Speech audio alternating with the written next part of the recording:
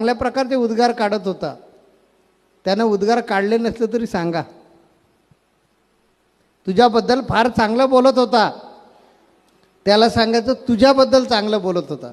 आणि दोघांमध्ये स्नेह कसा निर्माण होईल, प्रेम कसं निर्माण होईल याचा प्रयत्न करा. दोन्ही माणसं तुमचीच होतील, कारण ती कधीतरी एकत्र येणारच आहेत हे लक्षात ठेवा.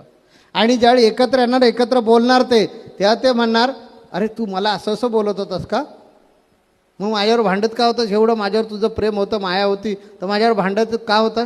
अरे तुला कुणी सांगितलं, मला स्वामी बोलले. मग तो मनात म्हणणार की स्वामींनी आपली बाजू मारून नेली आणि आपली बाजू मोठी करून दाखवली. तो म्हणणार, अरे मग तुझं जर माझ्यावर एवढी श्रद्धा आहे, प्रेम आहे, माया आहे, जिव्हाळा आहे, तर एवढ्याशा गोष्टीवरनं कशाला रुसून बसला, भांडलास का माझ्याबरोबर. अरे कुणी सांगितलं असं, स्वामी बोलत होते.